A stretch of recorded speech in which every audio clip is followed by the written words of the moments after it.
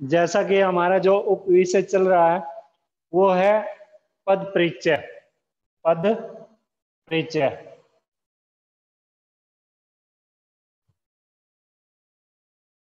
अंग्रेजी में इसको क्या बोलते हैं ये आपको पता ही है, मैंने आपको बताया भी था, पार्सिंग। ठीक है भाई। अब पद परिचय के विषय हम पढ़ चुके थे। अब जो था ये था कि जो पद परिचय को दो भागों में बांटा गया, कौन कौन से? एक तो विकारी, विकारी और दूसरा अविकारी, यानी कि विकारी शब्द और अविकारी शब्द, इन दो भागों में। ठीक है। अब इसके बाद का जो स्टेप शुरू होता है ये हमें समझ आना चाहिए। ठीक है। विकारी, विकारी की परिभाषा पढ़ चुके थे, दृष्टांत देख चुके थे। अब विकारी को कितने भागों में आता है, कितने भागों में बांट दिया गया? चार में। कितने में? चार में, चार भागों में। विकारी के कितने भाग हो गए? चार।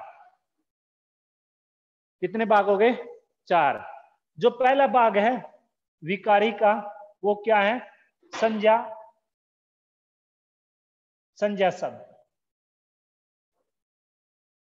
ठीक है भाई। दूसरा विकारी का सर्वनाम। ठीक है। तीसरा, तीसरा क्या आ जाएगा? तीसरा बनेगा विशेषण, विशेषण। ठीक है। और चौथा जो आएगा इसमें वो क्या होगा? क्रिया।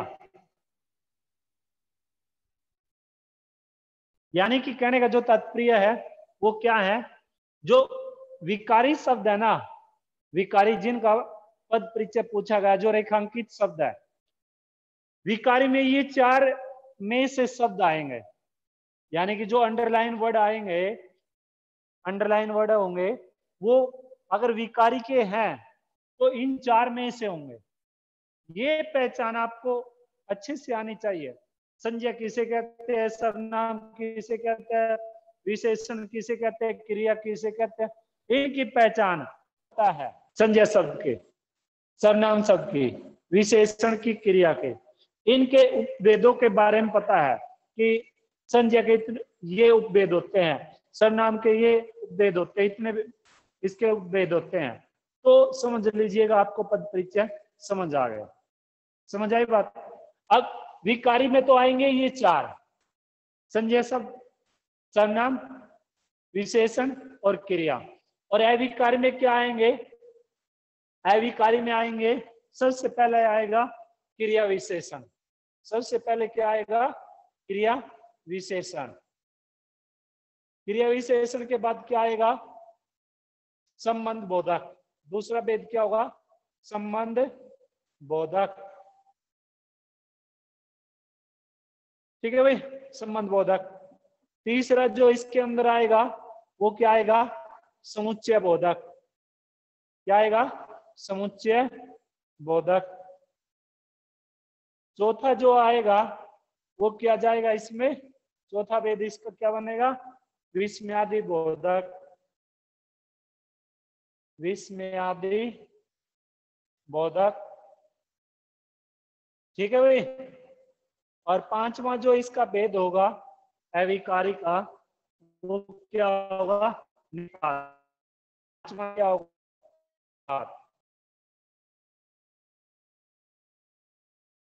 निपात। आज जो हम चर्चा परिचर्चा करेंगे इन्हीं पर करेंगे। समझ आई?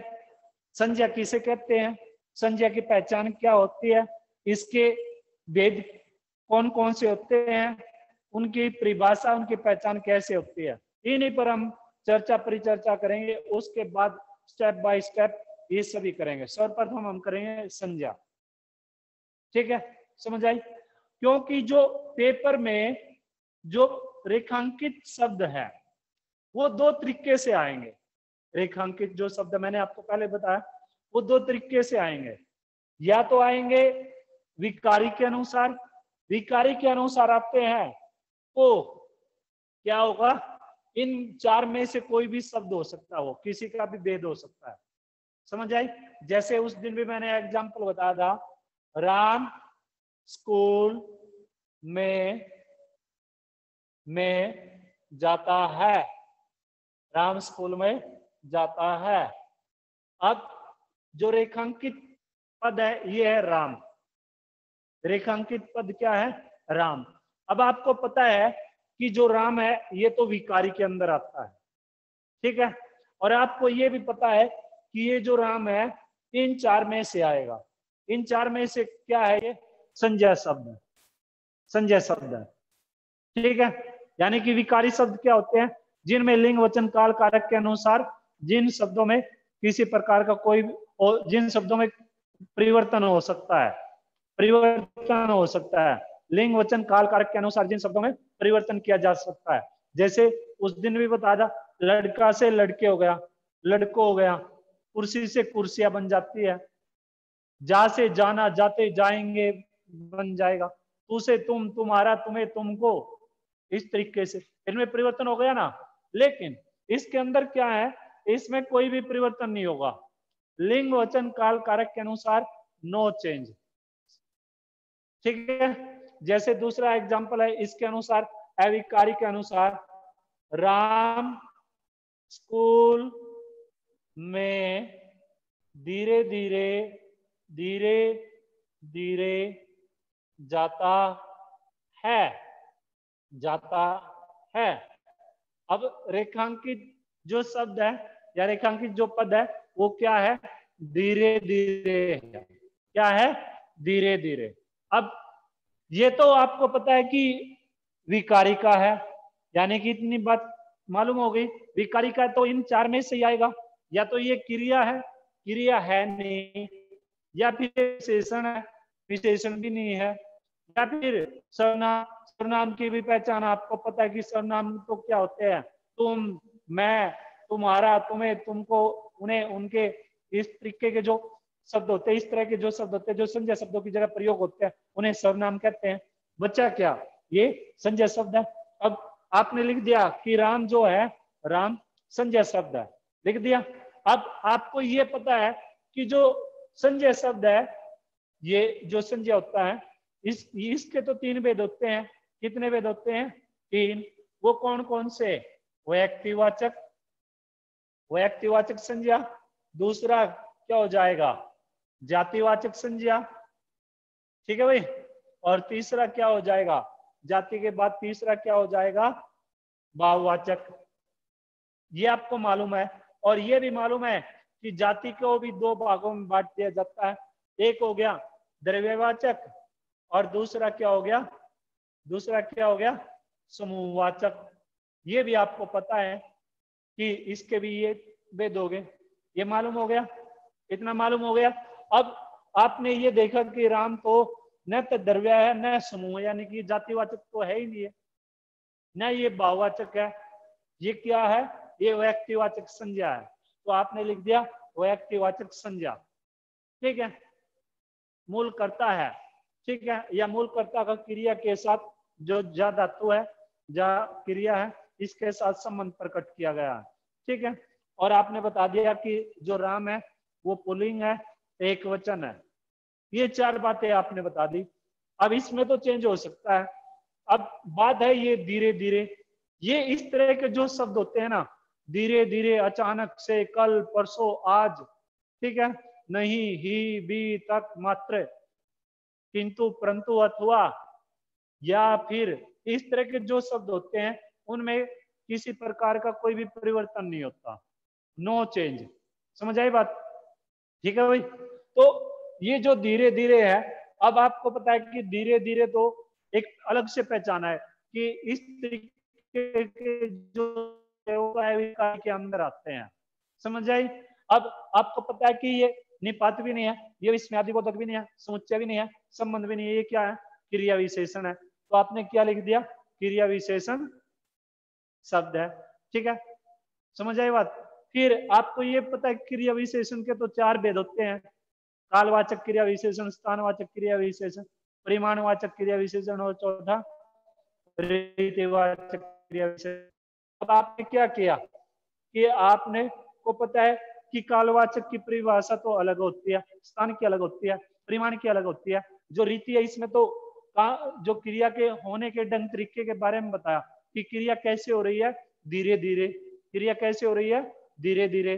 तो यहाँ तो क्या आ जाएगा, रीतिवाचक क्रिया विशेषण आ जाएगा। आई बात समझ, इतनी बात समझ आई है। अब जो आगे चले, सबसे पहले हम जो जानेंगे संज्ञा किसे कहते हैं। ठीक है, इसकी परिभाषा क्या होती है, इसके भेदों के बारे में, इनके जो पहचान है उसके बारे में जानेंगे। अब एक सामान्य सी बात है, ये मोबाइल फोन है, कुर्सी है, ये क्या नाम है, सुखमन है या उज्जवल है या तरुण है या विशाल है, ये कहीं ना कहीं ये पंखा है, ये कहीं ना कहीं किसका बोध कराते हैं, व्यक्ति का, वस्तु का, स्थान का बोध कराते हैं। पानीपत है, ताजमहल है, ठीक है, सुंदरता है, चौड़ाई है, ठीक है, ये कहीं ना कहीं किसका बोध कराएंगे, या तो व्यक्ति का बोध कराएंगे, या उसकी जाति का बोध कराएंगे, या उसके भाव का बोध कराएंगे। तो उन्हें क्या कहेंगे हम, उन्हें संज्ञा कहते हैं। यानी कि वास्तविक परिभाषा क्या बन जाएगी संज्ञा की, किसी व्यक्ति, प्राणी, वस्तु, स्थान आदि, प्राण और ये क्या नाम, स्थान, भाव आदि का जब बोध होता है या बोध कराया जाए तो उसे क्या कहते हैं, उसे संज्ञा कहते हैं। क्या कहते हैं, उसको संज्ञा कहते हैं। ठीक है, इतनी बात समझ आई। अब ये जो संज्ञा शब्द है, इसके एग्जाम्पल देख लीजिएगा। जैसे दुकानदार मिलावट कर रहा है, दुकानदार मिलावट कर रहा है। अब दुकानदार है, दुकानदार, दुकानदार मिलावट कर रहा है। दुकानदार कोई एक दुकानदार के बारे में तो नहीं बात हुई, यानी कि संपूर्ण जाति के बारे में बोध हो गया, पूरी जाति के बारे में बोध हो गया। तो दुकानदार जो शब्द है वो किस में जाएगा, वो जातिवाचक संज्ञा में जाएगा।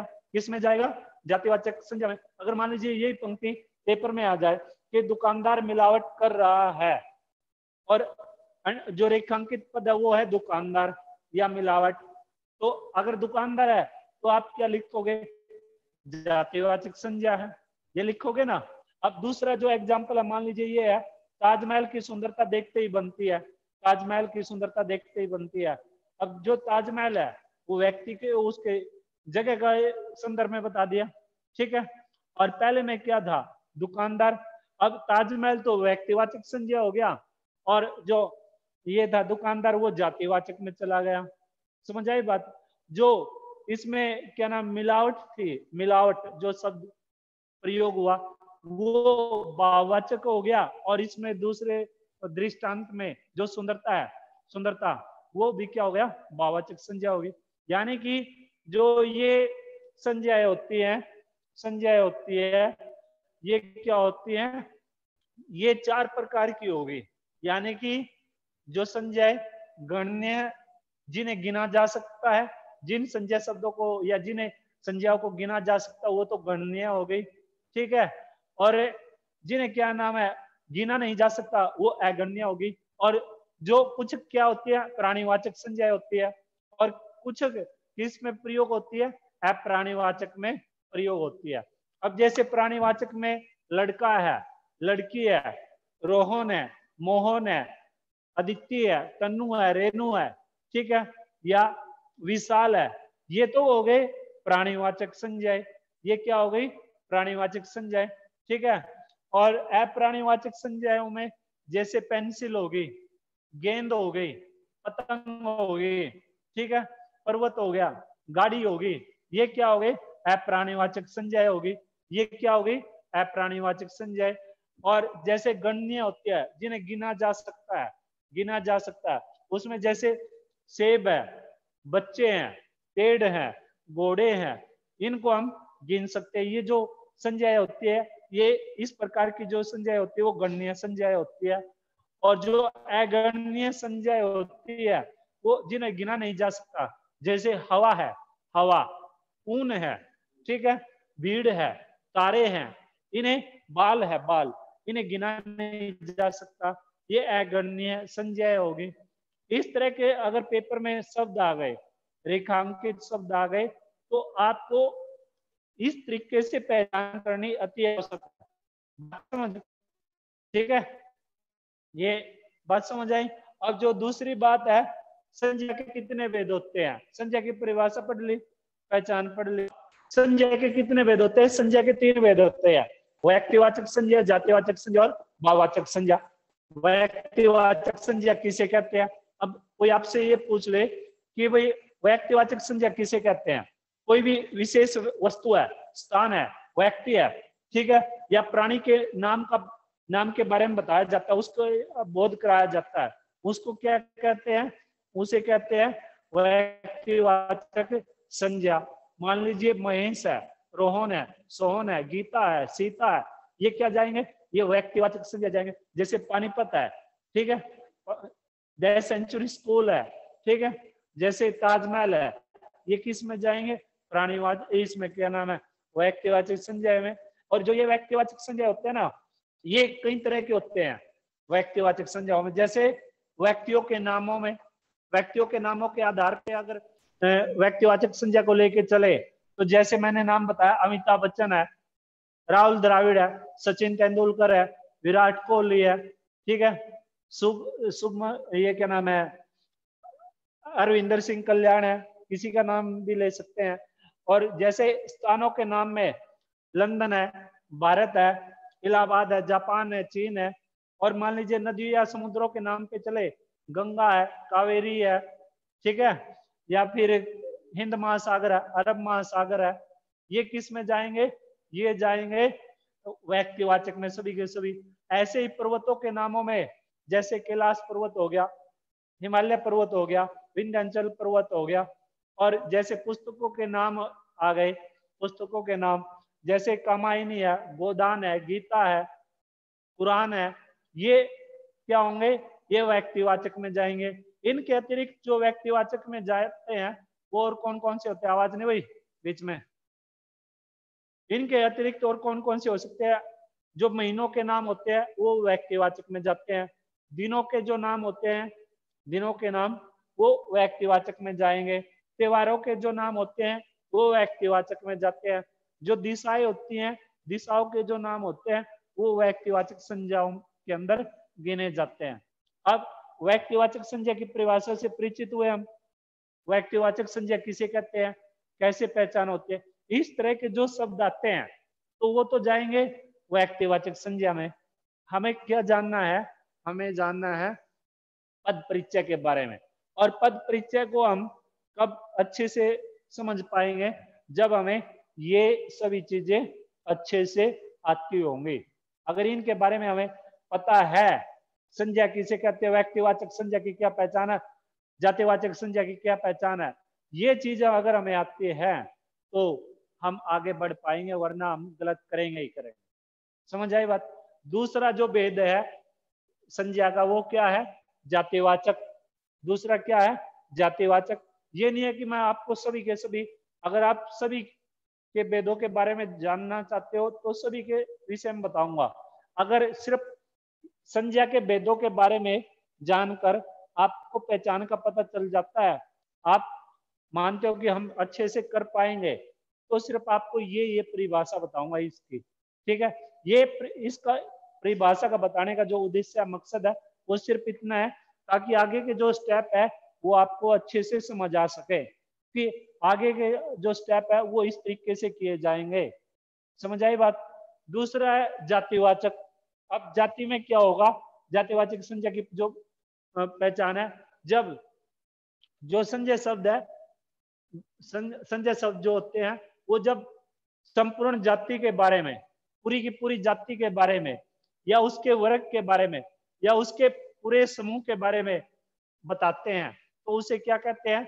जातिवाचक संज्ञा कहते हैं। जैसे उस दिन भी मैंने आपको बताया था कि जैसे मान लीजिए ये है स्कूल है, स्कूल, स्कूल शब्द है, ठीक है।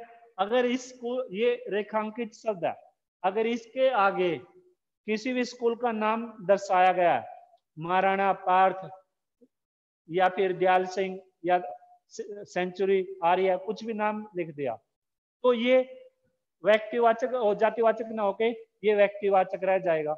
अगर इसके आगे अब मान लीजिए कोई भी नाम नहीं दिया गया है और ये रेखांकित किया गया, तो स्कूल जाति है, संपूर्ण स्कूल के बारे में बताया गया, चाहे छोटे स्कूल हो, बड़े हो, चाहे वो सरकारी स्कूल हो, प्राइवेट हो, एडेड स्कूल हो, सभी स्कूलों के बारे में बताया गया है। तो जो स्कूल शब्द होगा वो किस में जाएगा? जातिवाचक में। आई बात समझ में? तो इस तरीके से जो इस प्रकार के जो शब्द होंगे वो किस में जाएंगे? वो किसके अंदर जाएंगे? जातिवाचक में। जैसे मान लीजिए व्यक्तियों के नाम है लड़का, अब ये तो नहीं पता कौन सा लड़का, मान लीजिए पेपर में आ गया लड़का, अंडरलाइन आ गया लड़का, और इसके आगे मोहन सोहन कुछ भी नाम नहीं है, लेकिन ये अंडरलाइन है, तो ये किस में जाएगा? संपूर्ण लड़कों जाति के बारे में बताएगा, लड़कों की जाति के बारे में, पूरी की पूरी लड़कों की जाति है उसके बारे में बताया गया, तो ये जातिवाचक में जाएगा। समझ आई बात? अगर इसके आगे रोहन सोन नाम दे दिया, ठीक है, और ये रेखांकित आ गया, तो ये किस में जाएगा? व्यक्तिवाचक में। फिर ये किस में जाएगा? व्यक्तिवाचक में। जैसे बूढ़ा है, बालक है, या बाई है, छोटा भी हो सकता है बाई, बड़ा भी हो सकता है, मौसी का लड़का भी बाई हो सकता है, चाचा का लड़का भी बाई हो सकता है, कोई पड़ोसी भी बाई हो सकता है।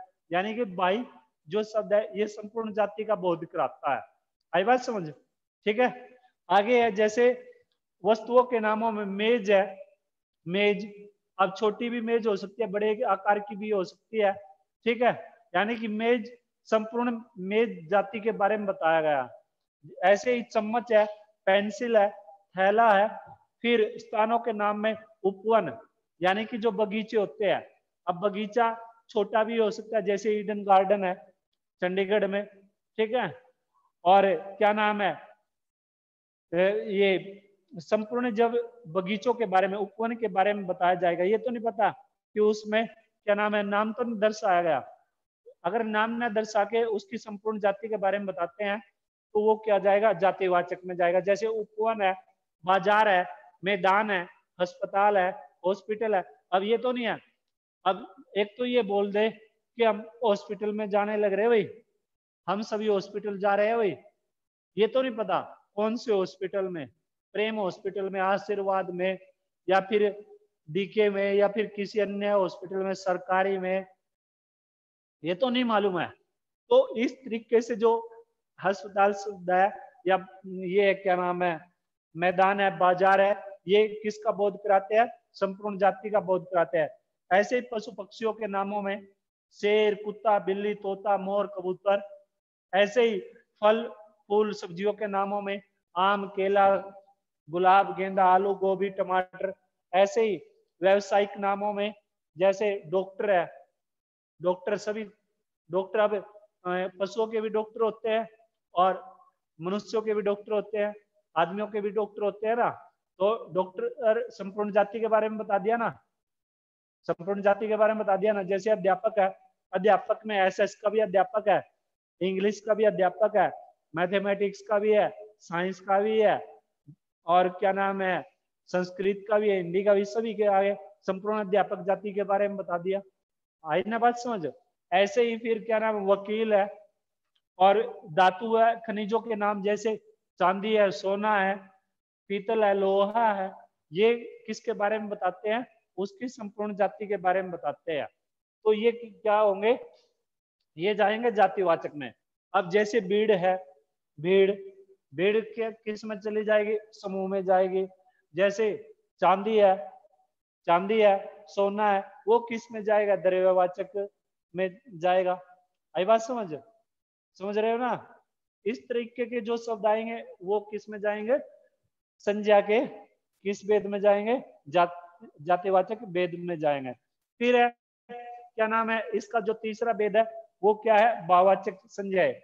जिन शब्दों से है ना किसी के गुण, दोष, रंग, रूप, आकार, प्रकार, दशा, दिशा, यानी कि दोबारा सुन लीजिए, जिन संज्ञा शब्दों से किसी के गुण, दोष, रंग, रूप, आकार, प्रकार, दशा, दिशा, धर्म, क्रिया आदि के बारे में जानकारी मिलती है तो उसे हम क्या कहते हैं? भाववाचक संज्ञा कहते हैं। जैसे सुंदरता शब्द का प्रयोग किया था हमने एक एग्जाम्पल में, सुंदरता का। दूसरा जो दृष्टांत लिया था वो क्या लिया था, मिलावट। ठीक है, तो ये मिलावट है या फिर जो सुंदरता है या स्वतंत्रता है या हरियाली है, ये किस में जाएंगे, ये जाएंगे सभी के सभी भाववाचक संज्ञाओं में। अब ये जो भाववाचक संज्ञाएं होती है ना, ये कई प्रकार से बनती है। अब जैसे गुण दोष में बता दूं, मैं आपको थोड़ा सा हिंट दे देता हूं ताकि आपको समझ आ सके। मान लीजिए भाववाचक में गुण दोषों के बारे में बताया जाए, कैसे गुण दोष, ठीक है। जैसे मित्रता है, चतुरता है, जैसे मधुरता है, सजनता है, इंसानियत है, ये तो सभी के कई बार बोलते नहीं है क्या, आजकल के व्यक्तियों के अंदर तो इंसानियत नाम की चीज है ही नहीं, बोलते हैं कि नहीं बोलते हैं।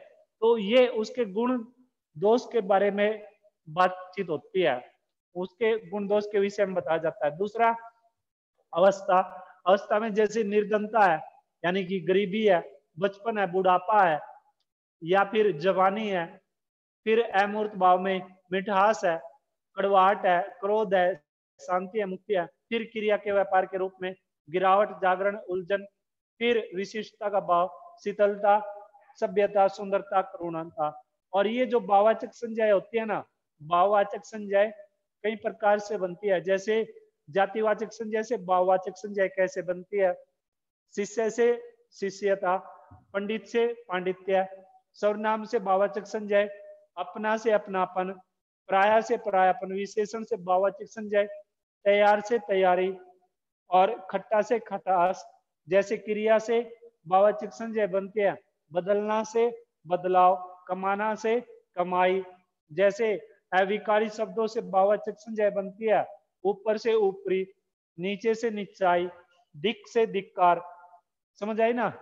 अब जो बात है वो ये है, कई बार जो शब्द होते हैं ना, वो होते तो व्यक्तिवाचक है, लेकिन हम लगते कैसे है, वो जातिवाचक लगते हैं कि यार ये तो जातिवाचक संज्ञा है। अब ये जो डाउट है ये दूर किया जाएगा आपका, ठीक है, समझ आए बात। अब इसमें कुछ शब्द ऐसे होते हैं जो लगते तो जातिवाचक है, ऐसा लगता है कि ये जातिवाचक है, लेकिन होते क्या है, वो जो शब्द होते हैं वो क्या होते हैं, वो होते हैं व्यक्तिवाचक, ठीक है। अब जैसे ये है, मान लीजिए व्यक्तिवाचक संज्ञा जातिवाचक में कैसे बदला जा सकता है, ये बात है। अब जब उसके एक व्यक्ति विशेष के बारे में, एक विशेष स्थान या वस्तु के बारे में बात न करके उसकी संपूर्ण जाति के बारे में बताया जाता है, तो उस समय इस प्रकार के जो शब्द होते हैं वो व्यक्तिवाचक न होके किस में चले जाएंगे, जातिवाचक में चले जाएंगे। समझ आई बात। अब जैसे एग्जाम्पल है, जयचंदो की इस दुनिया में कमी नहीं है, ये एग्जाम्पल दिया मैंने। जयचंदो की इस दुनिया में कमी नहीं है, ठीक है भाई। जयचंदो की इस दुनिया में कमी नहीं है। तो अब जो रेखांकित शब्द है ये आ गया, जयचंदो आ गया। अब वैसे जयचंद है, जयचंद क्या है, जो जयचंद जो शब्द होता है वो किसके लिए प्रयोग होता है, देशद्रोही के लिए प्रयोग होता है। जो किसका प्रतीक है जयचंद, जो जयचंद शब्द है वो किस चीज का प्रतीक होता है, जयचंद किसका प्रतीक होता है, देशद्रोही का प्रतीक है। अब यहाँ पर अकेले एक जयचंद के बारे में नाम बता के इस देश में जितने भी जयचंद जैसे व्यक्ति हैं वो सभी के सभी इस चीज का वो सभी द्रोही का प्रतीक। समझ नहीं, समझ नहीं आई। ये जो जयचंद है, मान लीजिए यहाँ पर होता है जयचंद, ठीक है। जयचंदों की यानी कि बहुवचन में हो गया, पहली बात तो ये, जयचंदों की इस दुनिया में कमी नहीं है। अब इस दुनिया में जितने भी देशद्रोही व्यक्ति है ना, जितने भी इस दुनिया में देशद्रोही व्यक्ति है, उनकी उनको किस की तरह बता दिया? जयचंद की तरह। उन्हें कैसी उपमा दे दी? जयचंद की उपमा दे दी।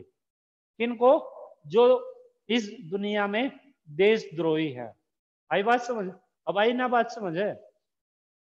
ठीक है, कि ऐसे व्यक्ति जो इस दुनिया में देशद्रोही है, वो किसकी तरह होते हैं? जयचंद की तरह। क्योंकि जयचंद ने भी गद्दारी की थी देश के खिलाफ, और ये जो बाकी जो इस दुनिया में जो लोग हैं जो जयचंद की तरह ही अपना जीवन जी रहे हैं, वो भी अपने देश के साथ इस दुनियादारी के साथ गद्दारी कर रहे हैं।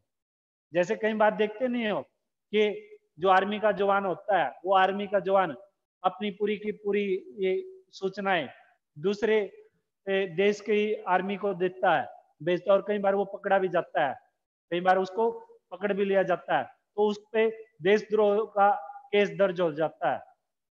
देशद्रोह का जो केस है वो दर्ज हो जाता है। तो ये जो जयचंद है, यहाँ पर किसका प्रतीक है? ये देशद्रोह का प्रतीक है। और इस तरह से संपूर्ण जाति का बोध आता है, जो पूरे सभी में जितने भी क्या है देशद्रोही व्यक्ति है ना, उन सभी के बारे में बताता है ये। आई बात समझ? ठीक है, तो ये इस प्रकार का जो शब्द है वो व्यक्तिवाचक ना होके वो संपूर्ण जाति का बोध कराएगा। समझ आई? अब दूसरा जो एग्जाम्पल है, सूरदासों का जीवन अत्यंत विपदाओं से भरा हुआ है। सूरदासों का जीवन, मान लीजिए ये है सूरदासों का जीवन अत्यंत, सूरदास का जीवन अत्यंत विपदाओं से या मुसीबतों से भरा हुआ। अब जो रेखांकित शब्द है ये है सूरदासों। अब सूरदास किसका प्रतीक है? सूरदास तो अंधे का प्रतीक है। सूरदास तो अंधे थे। सूरदास जी क्या थे? अंधे थे। तो ये किस चीज का प्रतीक करा रहे हैं? अंधेपन का। किस चीज का प्रतीक करा रहे हैं? ये अंधेपन का। यानी कि जितने भी अंधेपन है, अंधे व्यक्ति है, वो किसकी भांति है? सूरदास की तरह है, जैसे सूरदास जी अंधे थे। समझ आई बात? तीसरा जो एग्जाम्पल है, आज हरिश्चंद्रों की इस दुनिया में कमी नहीं है। आज भी हरिश्चंद्रों की, आज इस दुनिया में हरिश्चंद्रों की कमी नहीं है। अब जो हरिश्चंद्र है, राजा हरिश्चंद्र है, राजा हरिश्चंद्र किस चीज का प्रतीक माने जाते हैं? सच्चाई का। किस चीज का प्रतीक माने जाते हैं? सच्चाई का। तो अकेले एक व्यक्ति के बारे में ना बता के संपूर्ण, अब अकेले ये तो है नहीं, मान लीजिए कई बार ये बोलते हैं कि तरुण हरिश्चंद्र है, तरुण हरिश्चंद्र है। अब ये तो हो गया हरिश्चंद्र अकेले के बारे में बता दिया। लेकिन आज भी इस समाज में हरिश्चंद्रों की कमी नहीं है। आज भी इस समाज में हरिश्चंद्रों की कमी नहीं है। इसका मतलब ये है कि अकेला तरुण हरिश्चंद्र की तरह नहीं है। अकेला तरुण सच्चाई का प्रतीक नहीं है। अकेला तरुण सच्चाई नहीं बोलता। बाकी भी इस समाज में तरुण की तरह ही है। बाकी भी हरिश्चंद्र की भांति इस समाज में सच्चाई बोलते हैं ऐसे व्यक्ति आज भी इस समाज में विद्यमान है। आई बात समझ? तो इस तरह के जो शब्द होंगे वो किस में जाएंगे? वो जाएंगे जातिवाचक में। समझ आई बात? दूसरा, अब जो बात आती है, ये तो थी कि व्यक्तिवाचक से जातिवाचक संज्ञा व्यक्तिवाचक में कैसे बदल जाता है। अब इसका उलट फेर हो गया पहले का। क्या हो जाएगा? उसमें तो एक व्यक्ति के बारे में ना बता के पूरी जाति के बारे में बता रहे थे। इसमें क्या हो जाएगा? पूरी जाति के बारे में ना बता के सिर्फ अकेले एक व्यक्ति के बारे में बताया जाएगा। समझ आई बात? अब जैसे महात्मा जी सत्य और अहिंसा के पुजारी थे, महात्मा जी। अब महात्मा जी, जो महात्मा जो शब्द है वो संपूर्ण जाति का बोध कराता है। अकेले गांधी जी, ये मोहनदास करमचंद गांधी जी के लिए तो नहीं प्रयोग हुआ। ठीक है, इस तरह के जो शब्द आएंगे आगे करेंगे इसको। ठीक है, अगले पीरियड में करेंगे, जैसा भी होगा ये बताया जाएगा आपको। ठीक है, ये आपको अच्छे से समझने हैं। इनके भेद वो सभी कुछ बताऊंगा आपको। ठीक है, फिर भी अगर किसी के मन में किसी प्रकार का कोई संदेह है तो आप पूछ सकते हो। पूछना भाई किसी को। उज्जवल, तन्नू पूछना।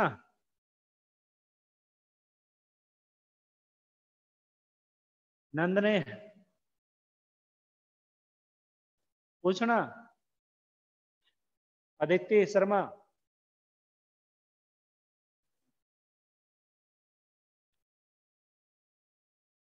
नहीं पूछना भाई। चलिए ठीक है, आगे पढ़ लीजिएगा इसको अच्छे से। ठीक है भाई।